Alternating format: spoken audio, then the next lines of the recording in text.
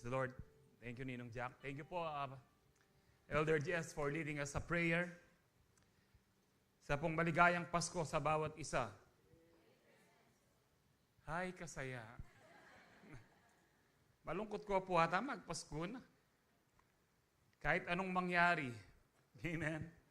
Tuloy na tuloy pa rin po ang Pasko. Praise the Lord. Sino po ang blessed? Palakpakan niyo po ang Lord. Hallelujah. Ano man po ang sitwasyon po natin, huwag niyo pong kakalimutan. Ano man ang panahon, ano man sitwasyon po natin sa buhay, lagi po tayong blessed dahil kasama natin ang Panginoon. Amen. Nasa pag-aaral po tayo ng the attributes of God revealed through the birth of Jesus. Mga katangian ng Diyos na makikita po natin sa kapanganakan ng ating Panginoon kung ano po yung ugali ng Diyos dito, bakit niya po naipagkaloob sa atin ang kanyang bugtong na anak. Napag-aralan po natin nung unang linggo, ang unang katangian po ng Diyos ay yung pag-ibig, love. It's about God's selfless care for humanity. Katulad po ng sinabi ni David na, what is mankind that you are mindful of him? Sino ba ang tao na punong-puno ang iyong kaisipan? Lagi mong iniisip ang tao. In fact po, nung nakapako sa krus ang Lord, kaya po hindi siya bumigay, sabi po ng Hebrews 12:2, no, who for the joy, na-endure niya po ang cross, dahil alam niya kapag napagtagumpayan na niya ang krus, ikaw at ako kapatid, ay pwede nang maligtas. Amen. Kaya nga po, lagi, kahit po sa kanyang muling pagbabalik, ang iniisip niya tayo, na makasama po sa buhay na walang hanggan at hindi na po sa kanyang piling ay wala na pong karamdaman, wala nang kasakitan, wala nang problema sa aguinaldo. Amen. Wala nang problema po sa Noche Buena na 500 pesos lang, kaya na. Napagkasya niyo ba yung 500 o pinag-iisipan niyo pa? Suggestion lang po, gawin niyo pong 600. Para medyo sobra. Last week na pag-aralan po natin about po sa dakilang katapatan ng Panginoon, faithfulness, God's loyalty to His promises. Ang Diyos po ay tapat. Kahit na hindi po tayo, kung minsan nananatiling tapat, tapat pa rin ang Diyos. Kakain at kakain ka pa rin. Napansin niyo ba yun? No, bubuhayin at magigising ka pa rin dahil tapat ang Diyos. Dahil sabi nga po sa Lamentations 3, ang kanyang pag-ibig, ang kanyang awa ay laging sariwa sa bawat umaga. Amen. Nakakasaya yun, eh? Praise the Lord. Anyway po, ang pag-aaralan po natin ngayon, I hope na talaga pong mag-sink in sa ating pong mga puso't isipan to. Yung pong isang katangian ng Diyos na madalang lamang po natin, o ngayon lang po natin papansinin to at bibigyan ng diin, ay about po sa kanyang pagpapakumbaba, humility. Kung paano po makikita po natin sa sa pagiging tao ni Kristo, ay makikita po natin kung gaano po nagpakumbaba ang Diyos, na siya po ang Diyos. Alam niyo po sa atin, no? Ito pong pag-aaral natin ngayon, humility, God's willingness to serve and sacrifice. Ang tao po ay kuminsan, kung ano lang yung position niya, nagiging mayabang na po siya. Napapansin niyo ho ba yun? Manghirap po magpakumbaba sa tao, lalo na kung ang kanyang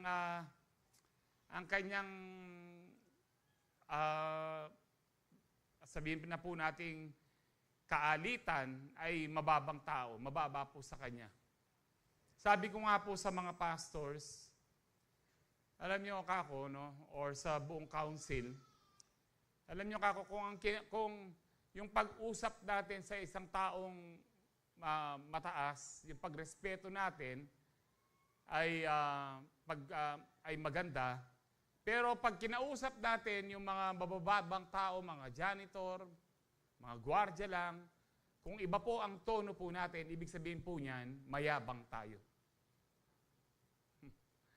Ayan po, bato-bato sa langit. Amen. Pansinin niyo po yun. Kung paano kayo makipag-usap dun sa taong mayaman, pagdating sa mahirap, iba yung tono mo, ibig sabihin po niyan, mayabang po tayo. Kaya wala po tayong grace. Kasi sabi po ng Panginoon, God opposes the proud, no, and gives grace to the humble. He gives more grace to the humble. Ayan po, no, yung pong favor po dyan is grace.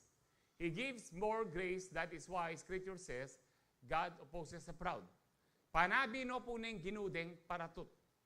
Pero ring mapagpakumbaba po, atin la pong kalam. Suya po itani nung jack na. Yung pong kapangpangan kasi ng bagamat din natin ginagamit biyaya or grace is kalam. Ngayon, yung kapangpangan, biyaya na po yung kayanda po. Na. Pero, you want more grace? Karitak damo. You want more grace? Kailangan po na magpakumbaba ho tayo.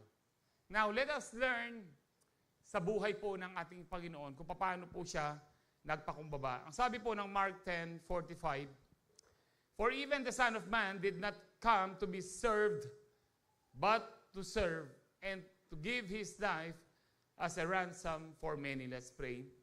Ang manaming Diyos, kami po ay nagpapasalamat sa umaga pong ito na kami po ay yung ginising. Binigyan po ng kalakasan, pinagaling. Lord, we thank you that your love, your mercy, they are new every morning. Great is your faithfulness.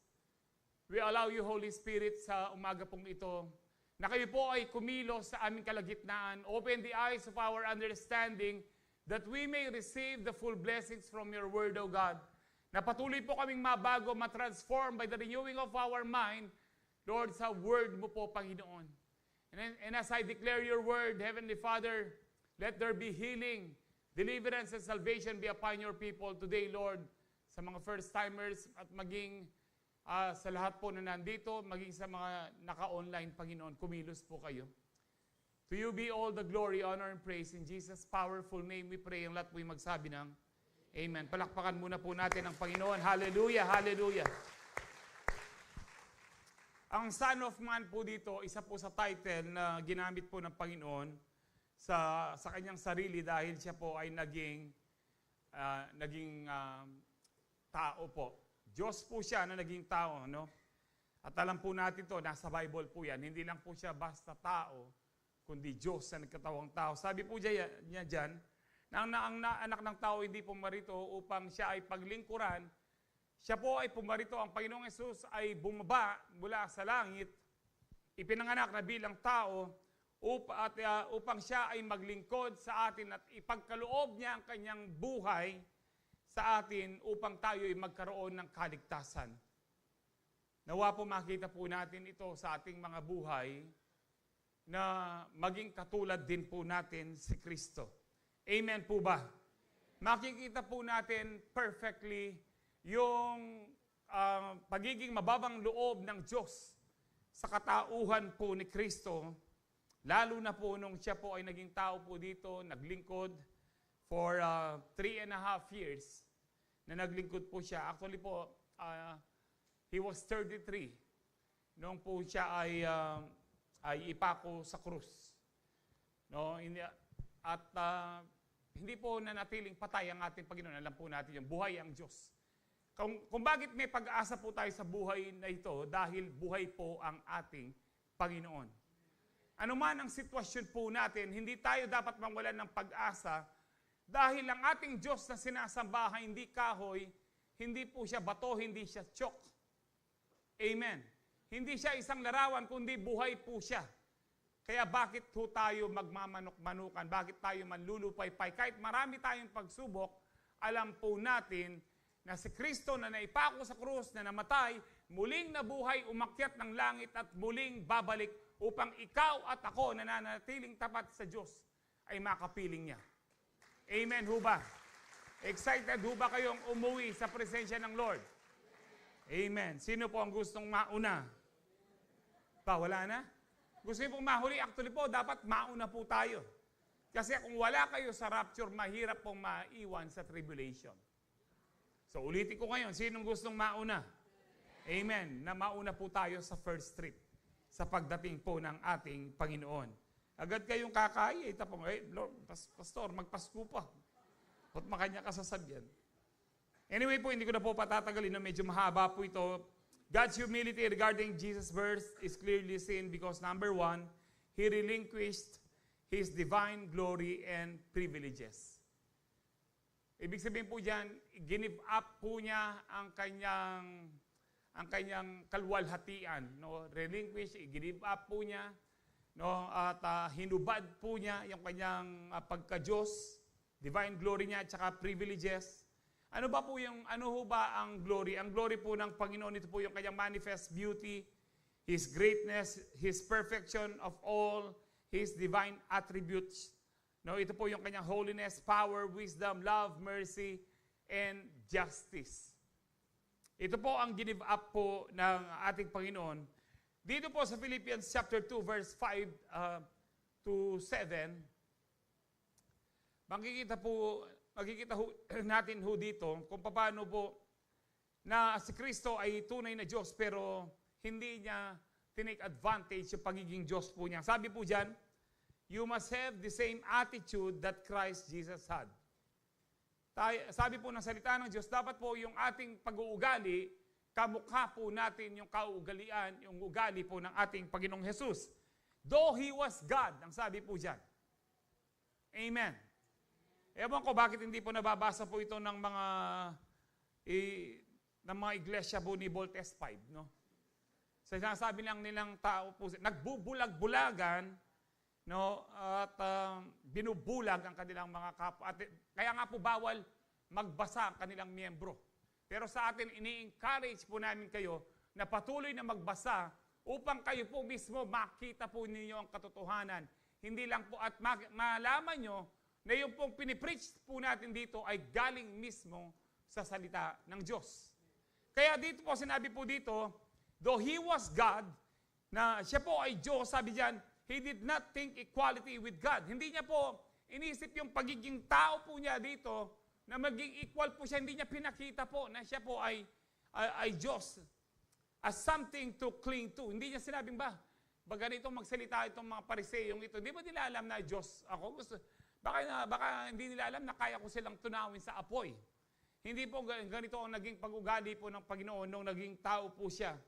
Instead, ang sabi po dyan, He gave up His divine privileges. Ito po yung point number 1 po natin. He relinquished His divine glory and privileges. Lahat po ng kanyang karapatan bilang Diyos. I-give up po niya. He took the humble position of a slave and was born as a human being when He appeared in a human form. Ito po yung glory, yung pong glory ng Panginoon, naging tao po talaga siya according po sa Philippians, nagpakababa po siya. Alam niyo po kung gaano ba katindi yung kalwalhatian ng ating Panginoon? Dito po sa Exodus, bababasa po natin 8:33, 70 to 23, pero bago po yan, ang sabi po ni Moses, Lord, if your presence doesn't go with us, hindi kami papasok ng promised land. Ang sinasabi po ni Moses, aanhin namin ang promised land, aanhin namin yung pangako mo, Panginoon, kung yung presensya mo wala sa amin. No, isisimple ko po yung terms para po sa ating lahat. Aanhin namin yung blessing, Panginoon, kung wala naman ang iyong presensya. Tandaan niyo po ito. Ano man ang blessing po natin, kung wala naman ang Panginoon, walang kwenta. Walang kwenta po. Kahit na makamtan mo ang buong mundo, yumaman ka ng yumaman, mas mayaman pa sa mga kontraktor at DSWD, ay DPWH, na mas mayaman ka pa sa mga 100 billion sa trillion po nila, kung wala po ang presensya ng Diyos, walang kwenta.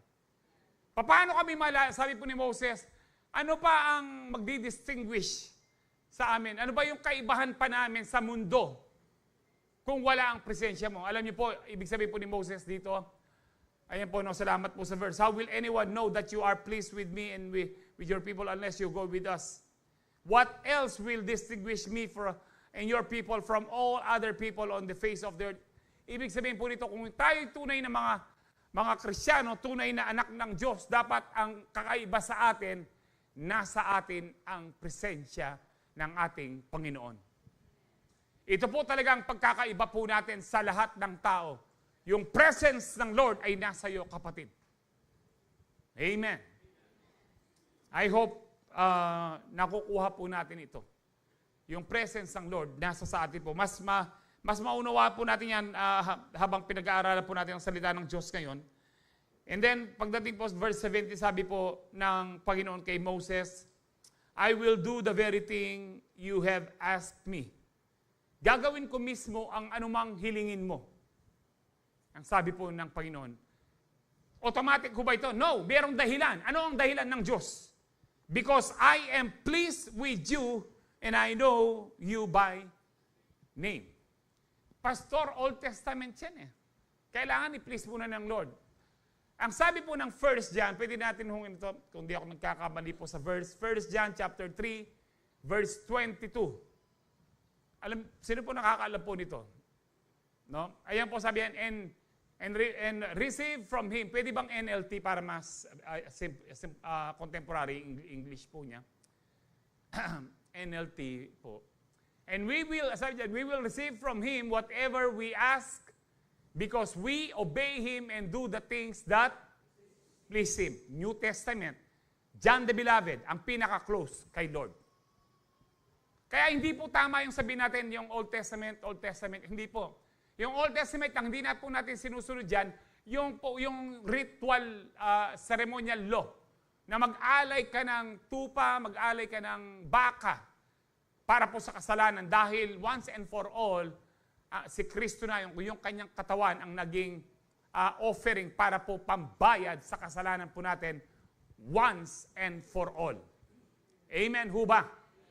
Pero lahat ng nasa Old Testament ay pinuprove din sa New Testament. Katulad dito, sabi ng Panginoon kay Moses, gagawin ko mismo ang hilingin mo sa akin because I am pleased with you. Katulad ng we obey Him and we do the things that pleases God. No? And I know you by name. Kilala kita sa pangalan. Alam niyo pa, ito pong pinapaganda. Ang dami pong tao sa buong mundo. More than 8 billion sa po tayo, pero kilala ka ng Panginoon sa iyong pangalan. Ganon po katindi ang Lord. In fact, ang sabi po ng ating Panginoong Jesus, maging ang buhok po natin, kahit gaano kakapal yan, alam niya ang bilang niya. Paano kung manipis pa yan? Di mas lalong alam ng Panginoon. Paano kung wala? Di mas lalong walang problema.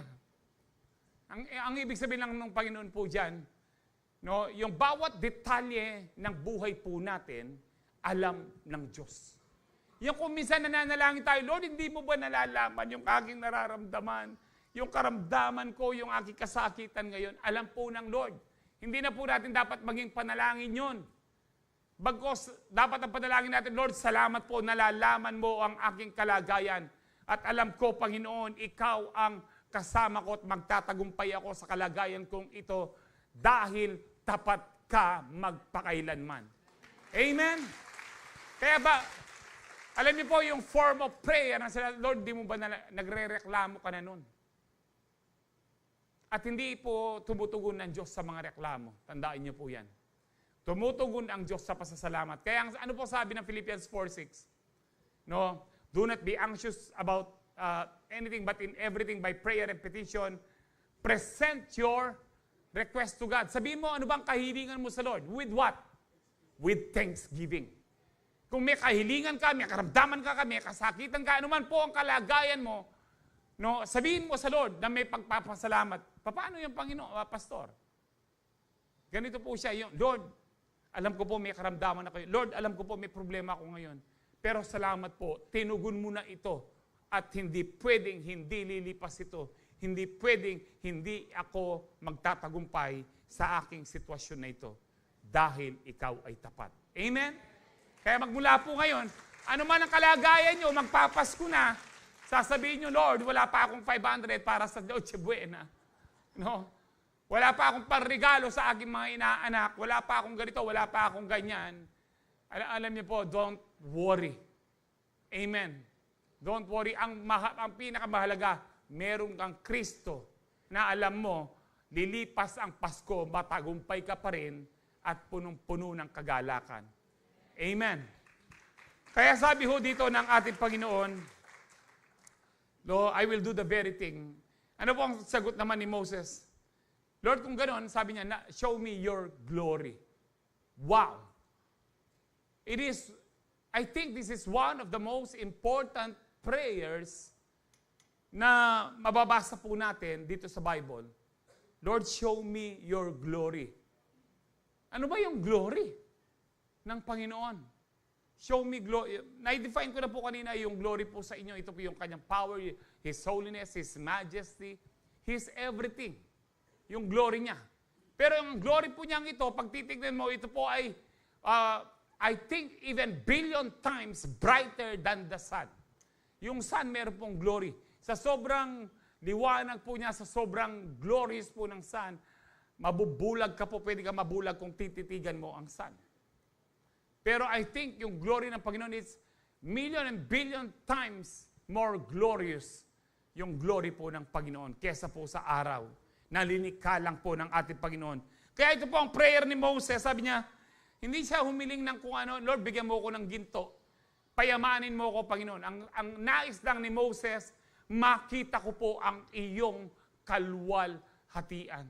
Panginoon, nais kong makita ang iyong kalwalhatian. Ang sabi po ni Yahweh, I will cause all my goodness to pass in front of you. Now, part of the glory of God ay yung kabutihan niya. Matindi po ito, sabi niya, ang lahat ng aking kabutihan, I will cause all my goodness, sabi niya. Lahat ng kabutihan ko, dadaan sa harapan mo, sabi po niya. And then, ang sabi po, dito sa ating binabasa, and I will proclaim my name, the Lord. Ang Lord po talaga actually dito sa original Hebrew is Yahweh. Idideklara ko, sasabihin ko sa iyo ang aking pangalan, Yahweh. Ang sabi po niya dyan, sa iyong presensya, in your presence, I will have mercy on whom I will have mercy and will have compassion on whom I will have compassion. But he said, you cannot see my face, for no one may see me and live.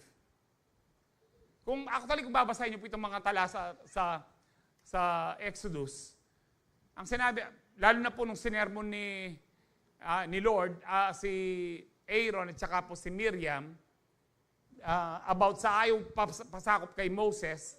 Actually po, si Aaron, kuya ni Moses, si Miriam, ate ni Moses.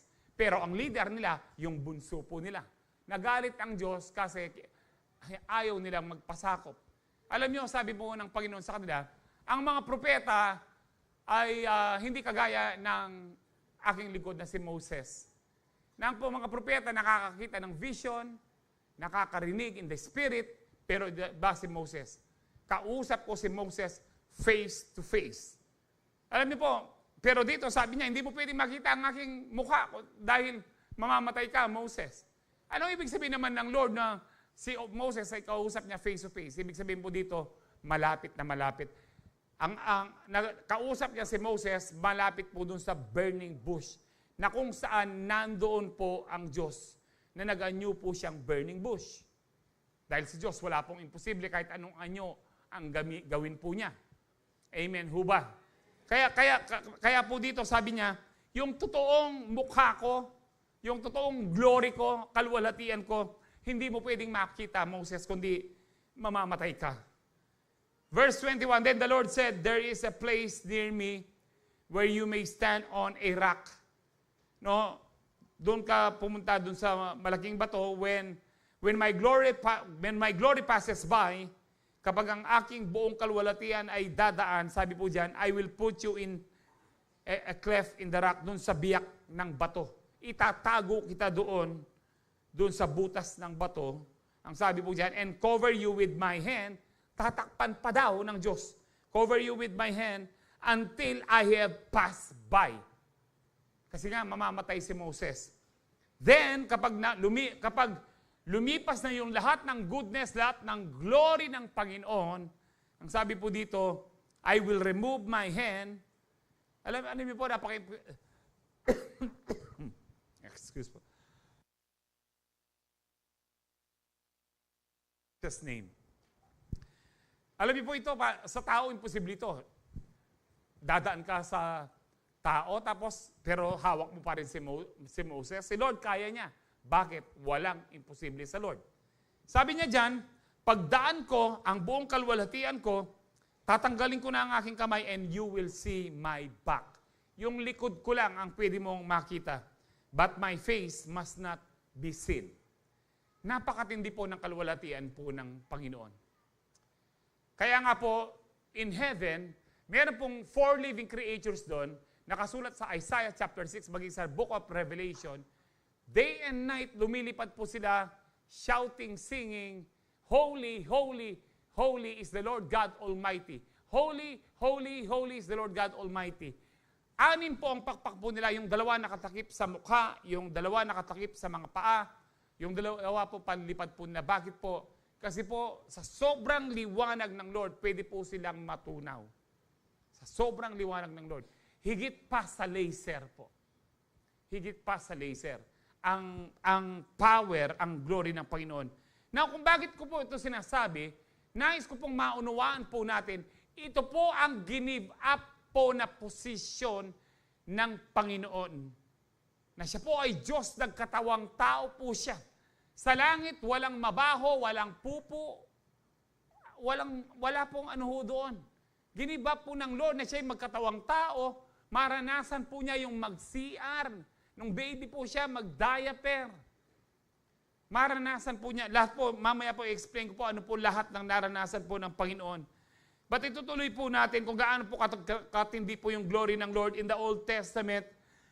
Kapag nakita po ang Lord, hindi man sa full glory po niya, nagpapakita po ang Lord sa inyong anghel or inyong tao po ang Panginoon. Nagpapatira pa po sila. Fall prostrate po. Yung mukha po nila, ibig sabihin po nasa ground, nakahiga pong. Yung mukha po nila nasa lupa. At straight po ang kanilang, parang nakahiga pong, nakapatira pa po talaga.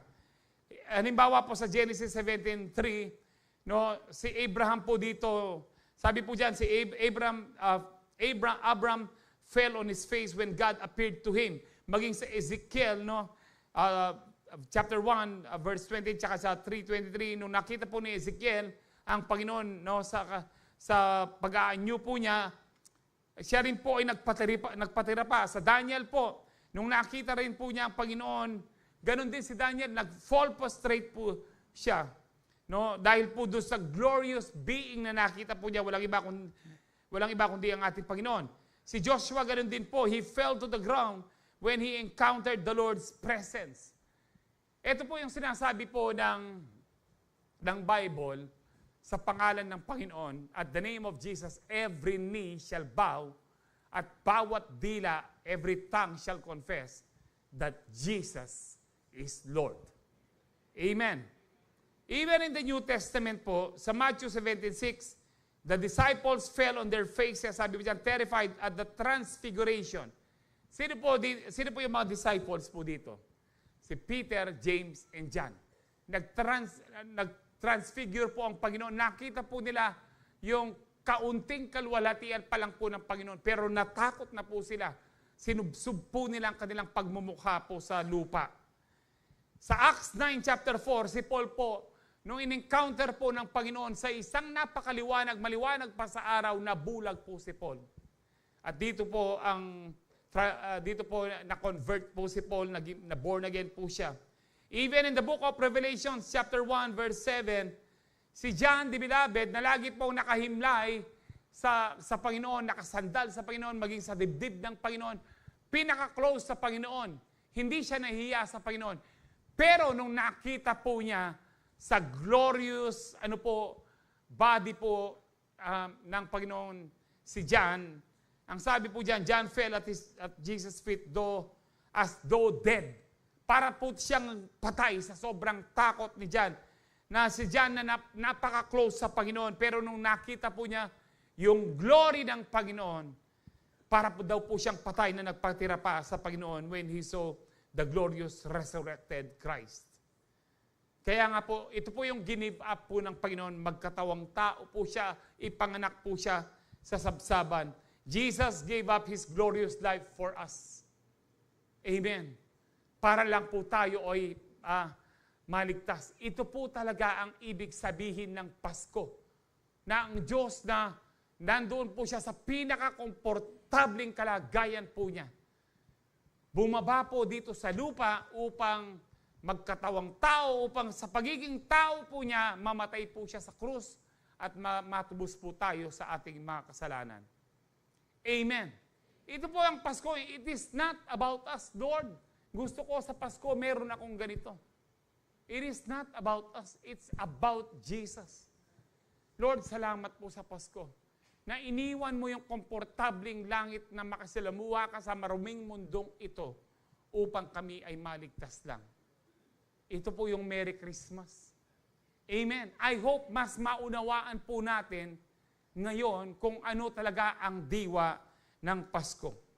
Number 2. O tala kayong reloye ni King Kaya. Kubano na ng oras? Malatiyak kasing oras. Anyway, 11:11. So maranon pa. God's humility regarding Jesus' birth is clearly seen because He identified Himself with the lowliest of humanity. No, nakisalamuha po ang Panginoon. Nung naging tao po siya, hindi po siya ipinanganak sa royal blood. Pero pwede niyang gawin po yan, katulad ni Moses. Na lahat po noon, during the time of Moses, ipinapapatay ni Pharaoh ang lahat ng mga batang lalaki na ipapanganak. Pero si Moses, dahil nakita po nila kakaiba, ilinigtas po ng kanyang ina. At ipinaanod po sa Nile River at nakita po ng daughter po ni Pharaoh at inadapt po siya. Lumaki po si Moses sa palasyo. Masagana. Pero bakit si Jesus, pinili po niyang ipanganak po siya sa sabsaban? Dito po sa Luke 2:6-7, dito po natin makikita yan. While they were there, the time came for the baby to be born, and she gave birth to her firstborn, a son. She wrapped him in clothes and placed him in a manger because there was no guest room available for them. Alam niyo po, wala na, ang guest room or yung inn na sinasabi po sa Bible na parang hotel, hindi po talaga hotel kasi po isang maliit na baryo ang Bethlehem. Wala pong turista noon para Pero during this time po kasi magpa-pass over at saka po pinapabalik na ng gobyerno po ng Romano, pinapabalik po ni Cesar ang lahat po ng kung saan, ang lahat ng mga Hudyo kung saan po sila lahi. Tribe of Judah po si Joseph and Mary. So ang tribe of Judah, karamihan nasa Bethlehem po. Doon po sila pumunta, dahil magkakamag-anak po yan, magkakakilala. Wala na pong bakanting kwarto para sa kanila. Hindi po yan, mali po yung sa pelikula na rinireject po sila. Ay, walang dito, alis kayo. Hindi po magkakilala. Joseph, kilala po nila kasi magkakamag-anak nga po. Maling-mali po yung sa mga pelikula. Kaya nga po, tinanggap po sila nung isang, po nila, kung gusto mo, meron pa dito, dito doon sa mga tirahan ng hayop, kung pwede kayo doon, malinis naman. Siguro yun po ang sabi nila. Kaya nga po, ipinanak siya sa manger o sabsaban. Ang manger po, ito po, during the time na pinanganak po ang Lord, bato po ito na may hukay para po dito ilagay po yung pagkain, yung damo, yung hay, or whatever. Ekbalo nung ati ng darakbadi kanita kayo. Mantakin niyo po, ipinanganak ang Lord sa sabsaban. Hindi po sa magarang hospital. Sino po dito ang pinanganak sa hospital? Sino po dito ang pinanganak sa papag lang katulad ko? No, sa kawayan lang ho. Ala po, mga kwaltakungan pala. No. Noon po kasi tatawagin lang yung komadrona, ipanganak na kamok yung papag. No, hindi po malambot. Nga madalas po kaya katang minunang tao po sa pagtabuntok kuling masyasya po yung papag. Hindi po siya foam. Mga bata po ngayon, bilog talaga yung ulo po nila. Pero ita mo, sa padyabuntok, kanya po ang paurot ka, may makay pakabawas ken. Sa pagkubuntok. manong yan, maglupa kong Shaolin na mo pang makanya. Anyway, ito po ang Lord. Hindi siya ipinanak po, no? Pero kaya po niyang ipanak sa palasyo ni Cesar. Kaya po niyang gawin yan, pero pinili po niya kasi pinapakita po niya, nagiging example po siya sa atin kung paano tayo magpakumbaba, magpakababa, katulad po ng ating Panginoon. Sa Matthew 13, 55 to 56, ang sabi po dito, isn't this the carpenter's son? Talking about Jesus. Hindi ba ito yung anak ng karpintero? Si Jose po kasi Joseph, ang trabaho po niya karpintero. Isn't his mother's name Mary? Aren't his brothers James, Joseph, Simon, and Judas? So meron pa hong mga kapatid ang Lord. Hindi po totoong ang sinasabi po ng ibang mga relihiyon na nanatiling birhen po si Maria. Nagkaanak po siya. Pero hindi po ginalaw ni Joseph si Maria habang nandoon po ang banal na Panginoon. Nagkaanak po sila nung pong isinilang ng Panginoon. Ibig sabihin po dito, firstborn ang Panginoon. Panganay po siya. May mga kapatid po siya. At ang pinili po ng Panginoon, hindi po niya pinili na siya po ay maging anak ng hari during that time. Pinili po siya maging anak ng karpintero. Isa sa pinakamahirap. Dahil during this time, wala pong gaanong project ang karpintero. Hindi tulad po ng mga DPWH kayo, maraming project. Noon po, walang gaanong project ang mga karpintero dahil mahirap din mga tao. At saka yung mga tao po, kaya din po nilang magtayo po ng kanilang mga bahay kahit simple lang.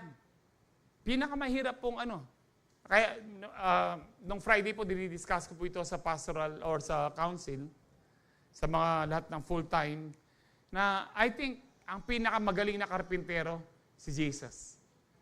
No, sa palagay ko po, kung bakit pinili po ng Lord na maging karpintero po siya, dahil ang karpintero, creator po siya.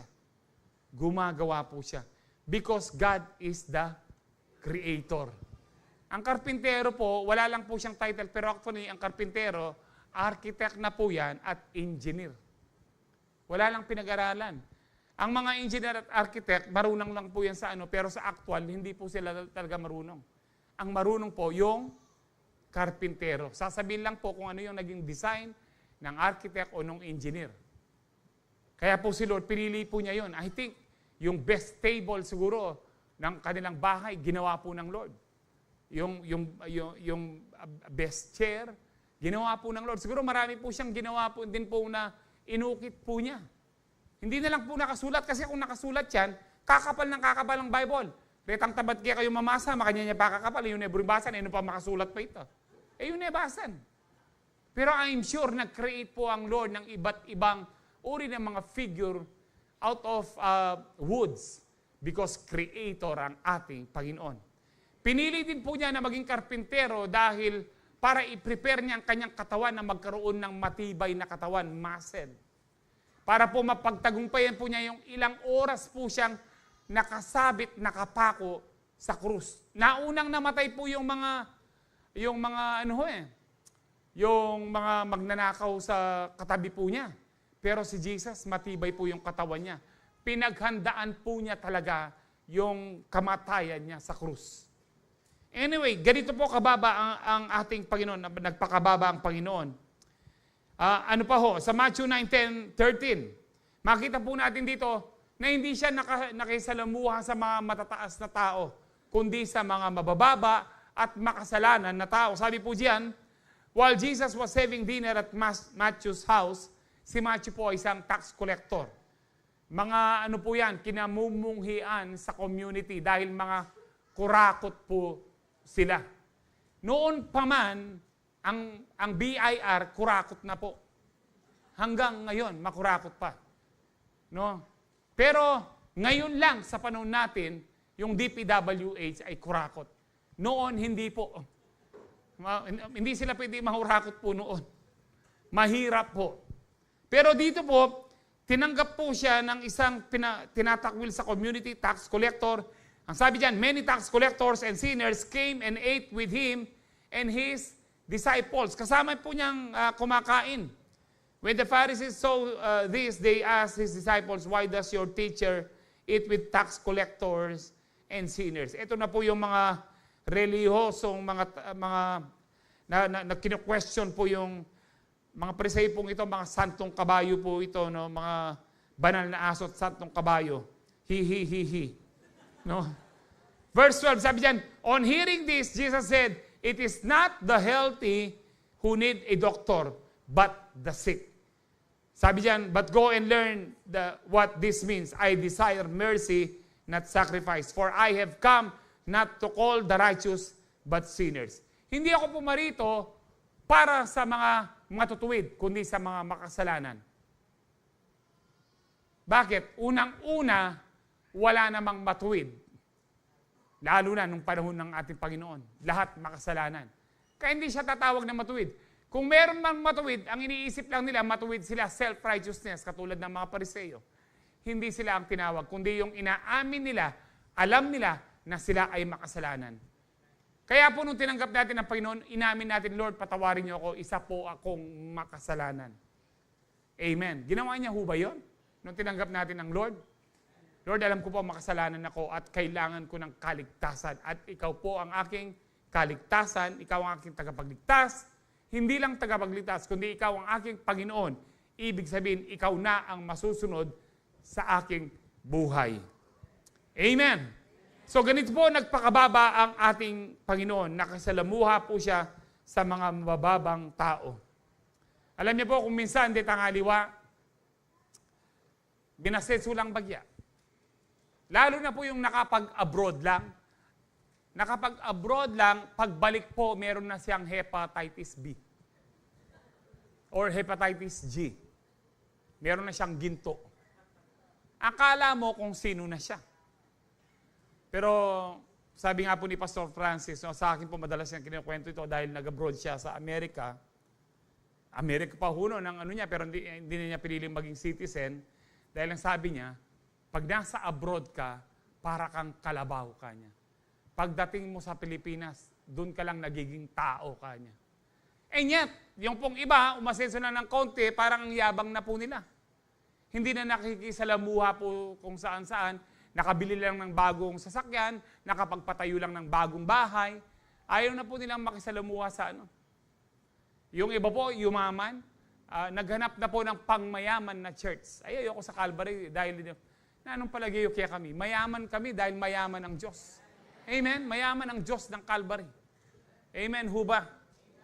Kaya nga po may chandelier po tayo. No? Alam niyo huba, hindi po natin binili yan. Dinonate po ng isang mayaman sa ibang church. Dahil nabibless po sa church po natin. Kung nag-i-export po sila, ang amount po niyan sa export is about 80 to 100,000. Dinonate po sa atin. No, lahat po actually marami po dyan na iniisip niyo po, yung mga TV po dyan. Bakit kagastarol na kaya dinonate din po yan ng Lion of Judah, CU. Yung pong CR po doon, bakit nagpatayo na naman tayo ng CR dyan? Pina-aircon po yan. Karamihan po dyan, malaking amount, i-donate din po ng Lion of Judah, CU. Amen po ba? Pero dito po sa church po natin, marami ko po akong nakikita mayaman po dito, pero hindi po sila halatang mayaman. Nagpapakababa po talaga dahil tunay na Kristiyano. Ulit ang aliway, katang kapangpangan, diyan nga lakang pera, makaporma ka. Uling kaparatutan. Baka porma mo, ano? Uy, libre mo na ako, napakantagya ka. Hindi problema tayong kapangpangan, kaparatutan. Yan, minsan na latang biyaya, latang grace. Amen? Pero I'm not saying na masama naman yung, masama pa pastor yung pumorma ka kahit wala kang pera. O, hindi po. Ang masama yung magkunwari kang mayaman, pero hindi naman. Nasa Proverbs po yan. No, yung nagkukunwaring mayaman, pero hindi naman. Kung kabangpangan ka man, na born again ka na, okay lang na nakaporma ka dahil mayaman ka na kay Kristo. Amen? Dito totoo po yan.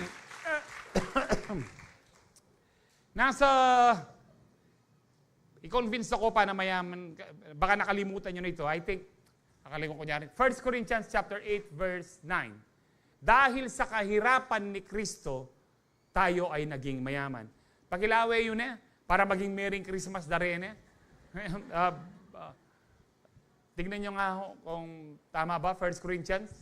Kuha tama kiramdam. 1 Corinthians 8:9 or 2 Corinthians 8:9. Ayan po, mali ko pala 2 Corinthians 8:9. 2 Corinthians pala siya.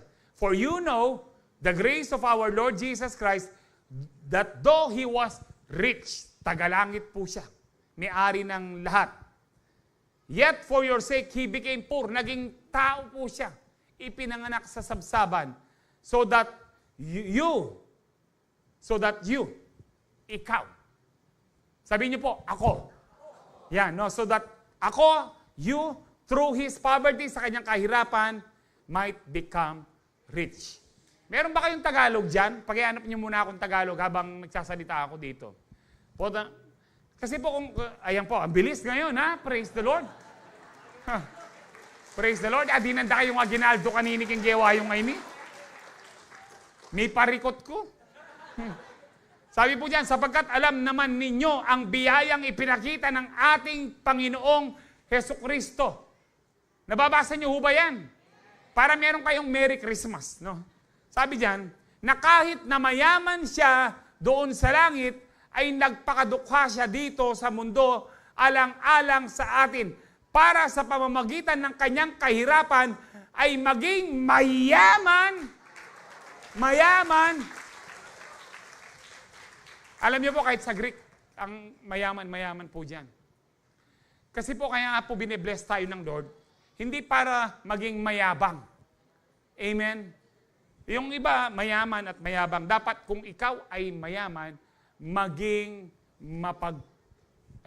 mapagpakumba at matulungin. We are blessed to be a blessing. Mas mayanyak yung English Amen. Kaya sabihin mo sa katabi mo, mayaman ka dahil kay Kristo. Pastor, kung mayaman ako, bakit wala akong milyon? Alam niyo po, hindi sukatan yung milyon sa bangko o sa bulsa mo, yung yaman. Ang tunay na sukatan ng yaman na meron kang tunay na Diyos. Walang iba kundi si Jesucristo. Kapag meron kang pangangailangan, kahit wala kang milyon sa bangko, sa oras ng pangangailangan mo, ipoprovide ng Panginoon yan. Napansin niyo ho ba yun? Amen? Ang tunay na mayaman, kapag meron kang karamdaman, ang iyong kalakasan at kagalingan, si Kristo. Yung mga mayayaman na wala si Kristo, bilyon na ang kanilang nagagasto sa kanilang karamdaman, nakahiga pa rin sa banig ng karamdaman. Kung bakit tayo mayaman, ang kalakasan at kagalakan natin kahit sa oras ng karamdaman, si Kristo ang kagalingan at kalakasan po natin. Amen! Amen. Praise the Lord. Pwede na akong mayari kayo na malaman nyo lang na mayaman kayo kay Kristo. Amen. Na kung mayaman kayo po kay Kristo, kung kaya nyo magbigay ng regalo ngayong Pasko, magbigay po kayo. Because anong sabi ng Panginoon? It is better to give than to receive. Because it is in giving that you receive. Kapag nagtanim ka, ikaw ay aani. At masarap po yung nagbibigay.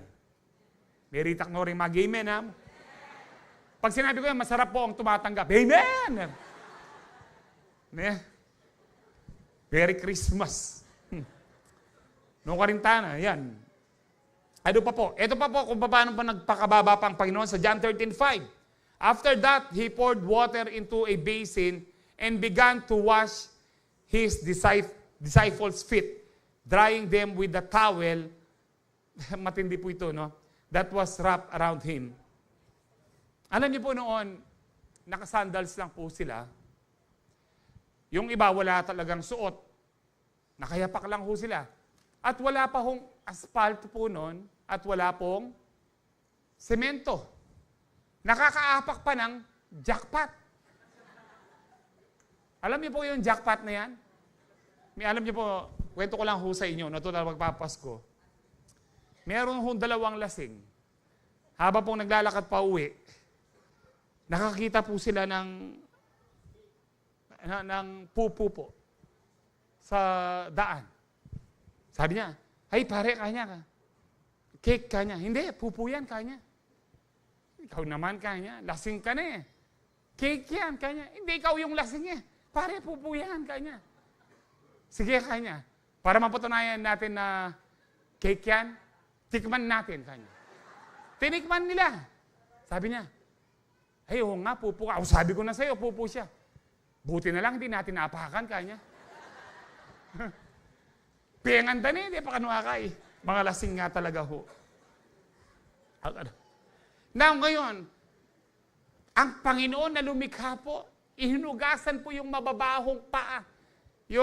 Alam niyo po, yung washing of the feet, hindi po katulad sa kasalan niya. No? Sa kasalang Kristiyano ngayon, merong washing of the feet na. Yan po, nililinis po pati yung kasingit-singitan po ng mga paa po nila. No, ang sinabi ng Panginoon dito, kung bakit ko ginagawa ito, na ito rin ang gusto kong gawin ninyo sa bawat isa. Magpakumbaba kayo, mahalin nyo ang bawat isa, at paglingkuran ang bawat isa. Pagpapakumbaba na pinapakita ng Lord na gayahin po natin siya. Amen.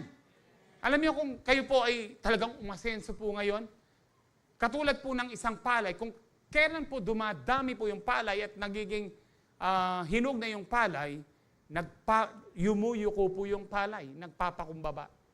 Amen. Katulad ng ating Panginoon, bagamat siya ay Diyos, ng katawang tao, hinugasan yung mga paa. Handa ho ba kayong magpakumbaba katulad ng ating Panginoon? Hindi po ito literal. Sige po, ang kaulita mo, wasan na kabitis. Hindi po ito literal. Pero maganda pong gawin po ninyo. Sige, pen, wasan mo kabitis. No, ikain mo na. I-foot spa mo na ako. Si Lord, ito po yung kauna-unahang foot spa na nakarecord sa Bible. Nagpakababa po ang Panginoon. Kaya po sabi po sa Philippians chapter 2 verse 8, sabi po dyan, and being found in appearance as a man, he humbled himself by becoming obedient to death, even death on the cross. Ito po yung ano po niya na bilang tao po, talaga pong sumunod siya sa Ama, na ialay po niya ang kanyang buhay, even death on the cross. Amen ho ba? Ang ibig sabihin po nito, though Jesus was God, no? Tandaan niyo po ito, no? Nakipagmingle po siya, nakisalamuha. Kayo ho ba nakikisalamuha pa ho doon sa mga mabababang tao? Katulad po sa mga basurero, mga anong tawag ho dito, mga janitor, ganyan ho na ano. Sa kuminsan no po sa ano po namin sa barangay Santo Domingo, minsan hihingi ang ng pagkain, yung basurero, tsaka po tubig. Minsan natatanggihan po ng aking biyenan, no? Dahil siguro nahiya siya, dahil kailangan pa niyang ipagpaalam sa akin yung mga, kasi sa bahay po namin, maraming biscuit, mga cupcake, o ano, hindi man kailangan. Kung minsan, sabi ko, maraming ano dito, habol niyo po ako. Ibigay niyo sa hinabol naman po. Ang sarap pong tinutulungan at nakikisalamuha pa rin ho tayo sa mga taong mabababa. Kapag meron pong nagpapalimos at ako po yung nandoon, bago ko po siya bigyan, una, pinapakita ko na kung ano po yung bibigay ko. Papel po siya. Ubi. No? Para alam po niya na hindi siya mainip. Kasi kung minsan yung iba, nagawa ko na po yung bayuda ka dinan, sabi ko, no, bago kita bigyan, makinig ka muna. Tatakasan na ako. Kaya ngayon, hindi ako tinatakasan. Bago ko ibigay ito, kako, nindagulya ba ito? Pakinggan mo muna ako. I-evangelize ko po siya, ipapakilala ko ang Panginoon. At sabi ko, kung gusto mong ikaw ay hindi na mamalimos, hindi ka na tanggapin mo ang Panginoon bilang Panginoon mo at tagapagligtas. Baging tapat. Sabi ko, meron ka bang Biblia? Meron po, kanya. O meron ka palang Bible, kilalanin mo ang Panginoon. Makisalamuha pa rin ho tayo. Hindi po yung ina-evangelize lang din po natin, yung katulad po natin. Maganda po yung kahit sino, evangelize po natin. Lalo na yung mga babang tao po. Amen po ba? Meron nga akong kakilala, pinsan po ng misis ko. Bumili din po siya ng meron na pong mga 5 kilos na bigas po ngayon, nakasako na, hindi ho ba? Dami po niyang binili ng mga sakong bigas, 5 kilos. Sabi ng misis niya, saan mo bibigay yan? Pamimigay ko sa daan kung sino yung makita kong alam po nangangailangan. Ngayong Pasko, pwede po natin gawin po yun. Amen. Sabi Aradel ba? Amen. Mas masarap po. Nino kaya kayong, ngayon pa lang sa bahay nyo, ang dami ng matamis. Meron ng tart, meron pang brownies, no? 10 minutes na kumukan. Ano pa? Yung karakan. Laklakan yung anto, gangay ako diabetic, maging diabetic kayo. Nung yung gisa na yan, ipamyeyo po. Amen. Darakal na po rin mag-amen. Lord, mabuborn again na Lord. Salamat po. Number 3, lastly, praise the Lord. Nag-enjoy ho ba kayo sa word ng Lord? Alam niyo po, nung pinag-aaralan ko ito, sabi ko, Lord, sabi ko, hindi mo, sabi ko, kami, Lord, kung minsan, maging manager lang kami, maging ganito lang kami, kala mo kung sino na kami. Pero ikaw, Diyos, the King of Kings and the Lord of Lords, nagpakababa. So number 3, God's humility regarding Jesus' birth is clearly seen because He embraced the full human condition and suffering. Niyakap niya po yun talaga kung ano yung nararamdaman po natin. Yung iba sabi nila, kaya napagtagumpayan ni Kristo yung siyempre, Diyos siya. Hindi siya nasaktan, hindi po totoo yun. Ang lahat po, ang Lord, nagutom na po siya, napagod po siya, nasaktan po siya. Naramdaman po niya emotionally yung pong stress, depression. Mamaya po pagkikita ko, pati depression na po niya. Saan po natin makikita po yan? Ito po lahat. Number 1, naramdaman po niya yung magutom, poverty and simplicity. No, Luke 9:58, Jesus replied, foxes have dens and the birds have nests, but the Son of Man have no place to lay his head. Wala po siyang matulugan, lalo na po nagbi-ministry. Kung saan po sila matulog, sa bundok, di ho ba? Sa Gethsemane, natulog po yung mga disciples. Kung saan po sila datnan po ng gabi, doon lang po sila matutulog. No? At ganito po nagpakababa ang Lord, wala po siyang mansyon. Or kung minsan, saan bahay po sila datnan ng gabi, doon po sila matutulog. No, He chose to live a simple life lang po. Number 2, temptation. Naranasan po niyang alam po natin yung Matthew 4, yung pong tinukso ni Satanas ang ating Panginoon. Pinagtagumpayan din niya po yun. No, alam po niya, ano po yung unang temptation? Kung ikaw ang anak ng Diyos, alam niyo po, ang unang titirahin po ng diablo sa atin, yung identity natin. Talaga bang anak ka ng Diyos? Talaga bang Kristiyano ka? Born again ka? Talaga bang nakikinig sa iyo ang Ama? Ito po yung tinitira ng diablo. Talaga bang are you the Son of... If you are the Son of God, turn this stone into bread. Anong ginawa po ng Panginoon? Ginawa po niya yung stone into bread? No. Kaya nga po mali po yung kanta po nung We Are the World eh. And God has shown us by turning stone to bread. Mag-enjoy tayo pa magkanta. We are the world. Hindi naman biblical. He did not turn the stone into bread. Ewan ko, sino ba nag-compose nun? Manulaya. Kasi if Jesus turned the stone into bread, nagpauto na siya, nagpailalim na siya sa command ni Satanas. Kaya kayo po, huwag kayong magpauto kay Satanas. So talaga bang matibay ka na ngayon? Hindi ka na talaga umiinom? Hindi ka na, sige nga, pasyal ka sa huwag niyong sundin si Satanas. Once na sumunod ka, nagpailalim ka na sa kanya dahil nagpailalim ka sa command niya. Ang dami pong naranasan po ng Lord to, kaya naiintindihan po tayo ng ating Panginoon. Number 3, physical exhaustion. Napagod po ang Lord. John 4:6. Jacob's well was there and Jesus, tired as he was from the journey, sat down by the well. It was about noon. Pagod ang Panginoon at talagang pinili niyang magpahinga sa well. Sino po ang kanyang minute dito? Yung Samaritan woman na meron po siyang dating 5 lalaki, yung pang-6 na lalaki, hindi pa rin niya asawa. Na born again po siya. Pero dito dahil pagod ang Panginoon. Naranasan po niyang mapagod at mauhaw. Emotional pain. Matthew 26:37-38. He took Peter and the 2 sons of Zebedee along with him, si James and John. He began, sabi diyan, and he began to be sorrowful and troubled. And then he said, my soul is overwhelmed with sorrow to the point of death. Alam niyo po itong overwhelmed with sorrow? Masyado daw po siyang nalulungkot sa Tagalog po. Ganun po yan sa Tagalog. Masyado siyang nalulungkot. Ano yung kalungkutan? depression. Bakit po? Kasi ito po yung huling gabi ng ating Panginoon, nahuhuliin na siya, para kinabukasan, ipapako na siya sa krus. Nade-depress siya, nalulungkot siya, dahil dadanasan na po niya yung lahat ng kasalanan ng tao ay mapapasa kanya, at lahat ng sumpa at karamdaman ay mailalagay sa katawan niya. Dadanasin po niya yung sakit ng pako, yung mga hagupit ng latigo na sumasama yung balat at laman. Kaya nga po siya, ang sabi po niya, kaya anong prayer niya, 3 beses, Father, halos mag-give up ang Panginoon. Sabi niya, Father, if it is possible. No, alam niya, everything is possible to God. Ang sabi po niya, if it is possible, take this cup away from me. Ano yung cup? Yung cup of suffering. Nevertheless, ang sabi po niya, not my will, but let your will be done. 5 minutes na lang po ako. Anyway, magpasko naman, diyan mag-overtime kung bagya. Merry Christmas. Di po ba? Malapit na po tayong matapos. Kaya naranasan po, kaya yung emotional pain po natin, yung kalungkutan po natin, alam po ng Panginoon yan. Alam po niya yung kalagayan po natin. Number 5, betrayal. Naranasan po niyang siya'y hudasin. Naranasan niyo bang hudasin po kayo ng, mahudas po kayo ng tao? Kung minsan kaibigan niyo pa.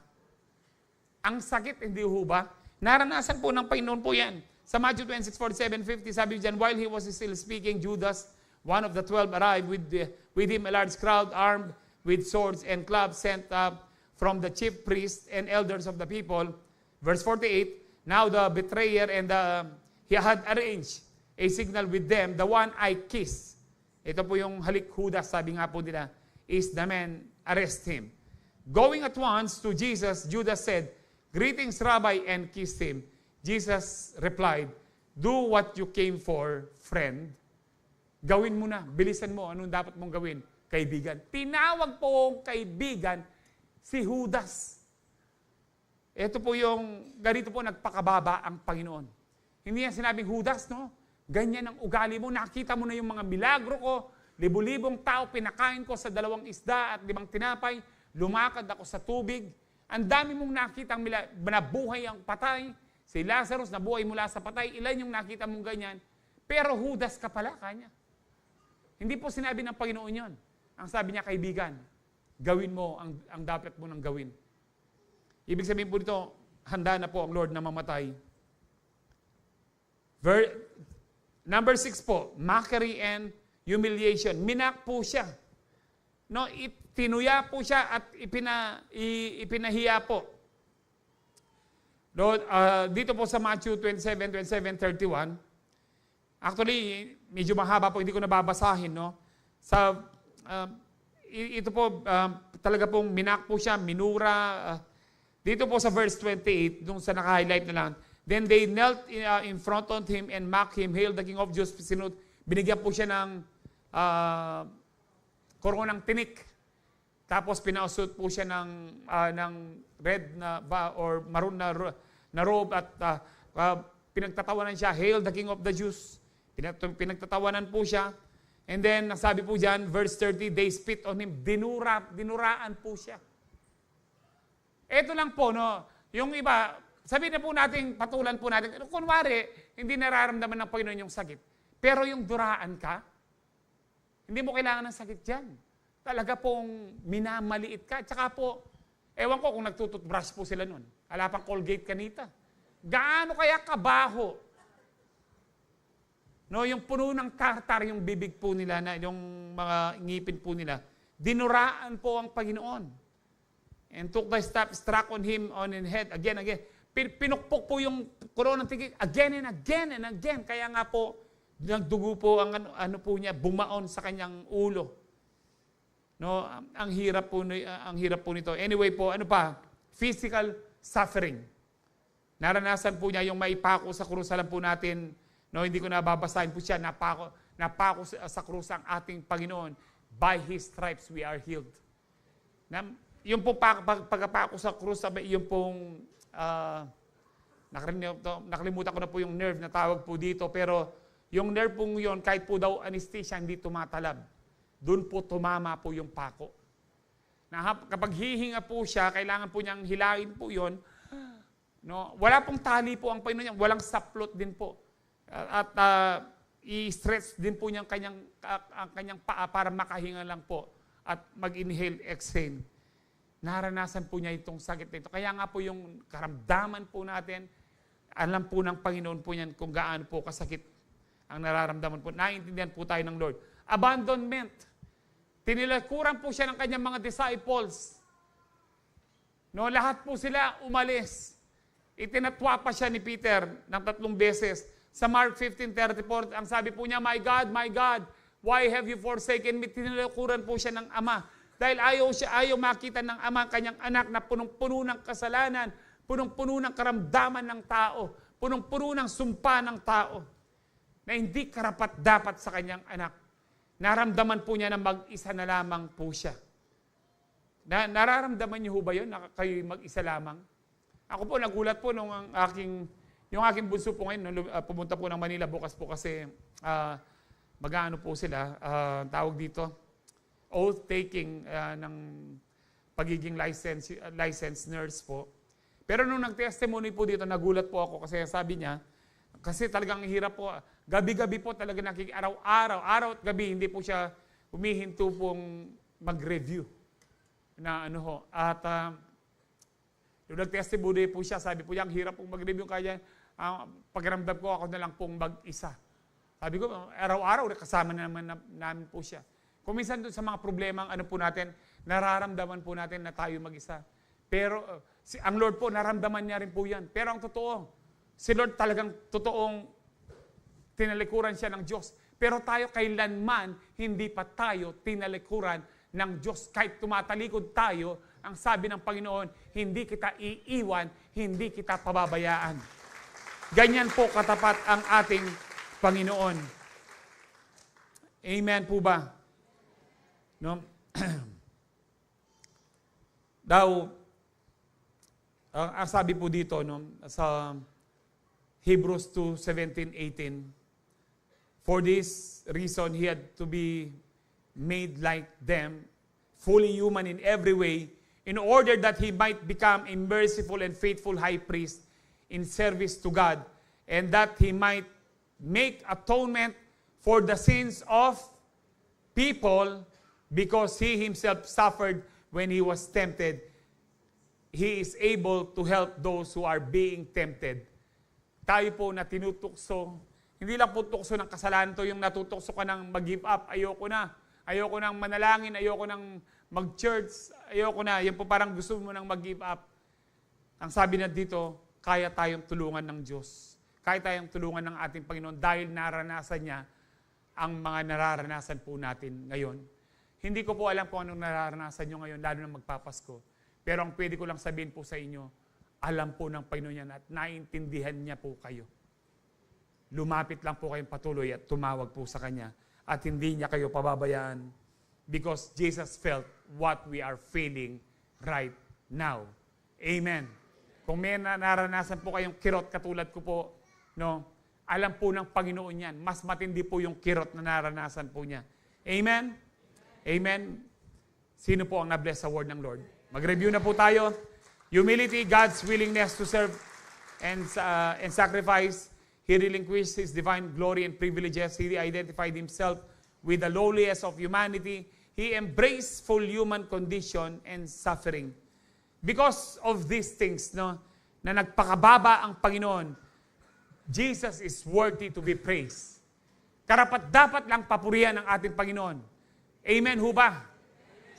Inuulit ko po, dahil po sa ginawa po ng Panginoon ito, nagkatawang tao siya, naranasan niya yung lahat ng kahirapan sa mundong ito, karapat-dapat lang siyang papurihan, karapat-dapat lamang po siyang sambahin sa Espiritu at katotohanan.